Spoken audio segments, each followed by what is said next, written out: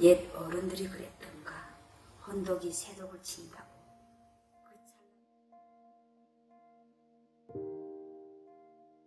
그 찰나에 오빠가 사고를 쳤다. 농장에 소를 잡았다. 깜방갑니다. 그때 소 잡고 감옥 가서 죽은 사람이 얼마나 많았던가.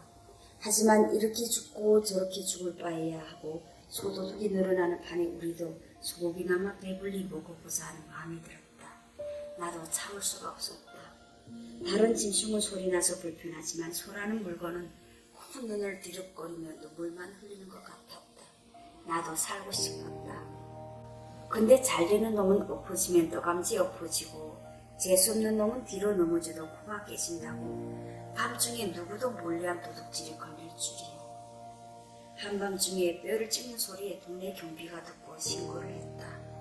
비록 정신 나간 사람이 끌고 들어오지만 누구도 구해갈 수 없는 소도둑이었다. 근데 소를 죽인 것은 나였다. 나는 살고 싶었다. 안전부 행도 내 무기였다. 수술을 당했다. 하지만 나는 가족을 살리고 싶었다. 나는 죽어도 아버지만큼은 살리고 싶었다. 결국 고기 한 점을 입에 넣을 수 없는 나인 것을 모두가 인정을 해줘서 겨우 그 사건이 무마되었다. 하지만 뒤로 따라다니는 따가운 눈총들 어쩔 수 없었다. 나는 살아야 하기에 얼굴을 들고 살아냈다. 죽은 종숭이 산 개만도 못하다고 하지 않았는가. 임금도 사흘만큼 기면 도둑질을 할 것이다. 내가 도둑이면 농작물을 가지고 마음대로 하는 당국자들은 무엇이냐. 오기로 버티자고 속으로 수도 없이 되뇌었다. 하지만 결국 소 한 마리 때려잡고 돌아온 것은 소도둑. 고기 한 점 입에 넣어보지 못한 아버지와 오빠의 얼굴에는 실망하는 기색이 역력했다. 허탈했다. 힘을 넣자. 이제는 수능하자. 그렇게 3일 집은 불 하나 안 떼고 쌀떡은 텅텅 비고 아버지가 난리를 쳤다. 물이라도 먹어야 산다. 나는 어이없는 웃음이 났다. 물을 먹고 오늘 하루 살아내면 내일은 눈을 감으니 피웠다. 이제는 굶주림도 몸에 배는가 보다. 이리 뒤척 저리 뒤척 그렇게 또 3일이 지났다.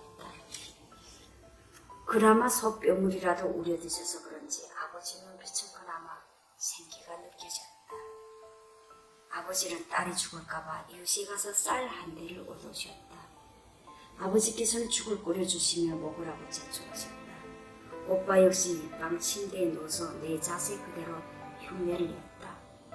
일어나서 쭉 한 모금 입에 넣으니 배가 어려워해갔다. 빗방울 흘겨보던 아버지께서 죽구를 들고 올라가더니 한급히 소리쳤다. 너무 놀라 벌떡 일어나서 보니 한술 떠서 넣어준 죽이 입가로 주르르 흘러내렸다. 죽 한 술도 넘길 힘이 없어진 오빠가 되어버린 것이다. 별로 놀랍지도 않았다. 어차피 가기로 각오를 한 목숨들이 아니었던가.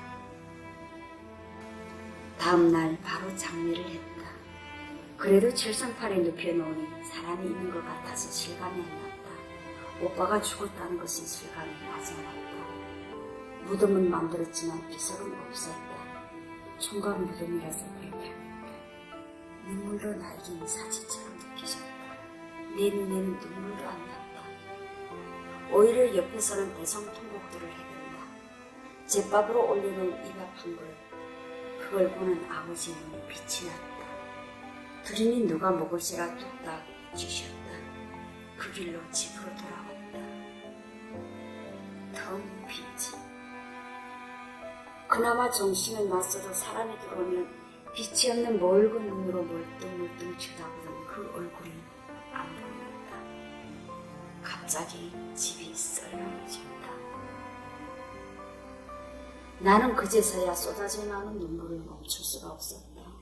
아버지와 나는 그렇게 부둥켜 안고 온 하루를 울었다. 간 사람이 불쌍한 것보다 살아야 할 앞날이 캄캄했다. 농장에서 쌀을 준다고 했다. 산 사람은 살아야 하지 않겠냐고 했다. 정말 가슴스러웠다. 한 송장이 나오니 두 송장이 나올까봐 이제야 죽정이 강냉이도 차례가 오는가 싶었다. 옥수수 속갱이를 얻어다가 같이 분실을 해서 양을 늘려서 기내에 보태고 했다. 확실히 죽은 놈만 불쌍했다. 오빠 한 사람이 줄어드니 어느 정도 내 힘으로 살아가는 게 그치는 정도가 나아진 것 같았다. 하지만 여름이면 극심하게 떠드는 게 하나 있었으니 김일성의 애도 표시로 담아 며칠이라도 농장에 나와서 일을 하라는 것이었다. 그렇다고 그들이 내 하루하루 불면을 해결해 주는 것은 아니었다. 다음에 봄이 되니 또 기근이 닥쳤다. 그래도 추운 북방이지만 소토지라도 하면 겨울 한때는 죽이라도 먹고 사니 그나마 행복이라도 해야 하는 것인지. 보릿고개부터는 마을 곳곳에서 도둑질하다 살인이 일어나고 목을 매 자살을 하고 하룻밤만 지나면 온 마을이 뒤숭숭해졌다. 더 이상 희망을 잃은 나는 아버지한테 중국으로 가자고 했다. 아버지는 겨울에 가자고 했다. 시장통에 나가서 몰래 선회해야 했다. 아버지 몰래 중국에 가서 친척을 찾아서 돈 얻어가지고 오겠다고 생각했다. 나는 편지 한 장 달랑 써놓고 죽을지 살지 모르는 길을 떠났다. 집에는 통가맹이 몇 킬로와 국수 한 살이 남겨놓고 아버지, 딸이 꼭 살아올 테니 기다려주세요. 이 말 한마디만 남기고 그렇게 길을 떠났다. 지금도 내가 무슨 죄를 지었는지 모르겠다. 그렇게 떠난 걸음이 이제는 12년이 지났다. 아버지는 그 다음에 내 이름을 부르다가 돌아가셨다. 이 딸이 아버지한테 쌀밥 100을 드리겠다고 목숨 걸고 떠났건만 그 약속 지키지도 못한 채 아버지는 나의 가슴에 빚만 남기고 떠나가셨다. 이렇게 나는 졸지 부모 형제 다 잃고 세상에 내 몸뚱아리와 내 그림자만 밟게 된 고아가 되었다. 그렇지만 나는 그때 생각하면서 눈물을 지어짤 바보는 아니다. 굳이 내가 가슴 아픈 사연을 올리는 이유는 바로 이다. 가슴에 고이 묻고 그 누구이기도 해쳐 보이고 싶지 않았던 내 각오, 내 삶을 이렇게 드러내도 가슴이 후련한 것은 하나도 없다.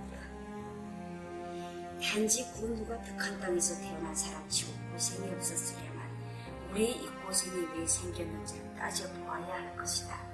내가 게을러서인가? 일하기 싫어서인가? 나처럼 돌 위에 올려놔도 산다는 사람이 아마 없었을 것이다. 나름대로 효도도 하려고 했지만 세상은 나에게 자식으로서 동생으로서 앓는 형제를 돌볼 수 없이 각박하게 만들었다. 결국은 내 어머니와 내 아버지와 오빠, 언니 네 사람을 내 손으로 보내고 말았다. 그럼 이런 비극을 만들어낸 것이 누구인가? 내가 살인자인가? 아니면 분배복을 자른 농장의 간부들인가? 아니다, 그것은 근본적인 원인이 절대로 아니다. 그럼 누구인가? 우리가 그렇게 목숨 걸고 지키던 사회주의와 장군님이 안겨다 준 비극의 종말이다. 차라리 거기서의 종말로 그치면 나는 이 글을 써야 할 의미를 느끼지 않는다. 이제는 나도 내 부모, 형제를 저 세상으로 아니 지옥으로 보내놓고 나 하나 살아보겠다고 자유 대한민국으로 찾아간다.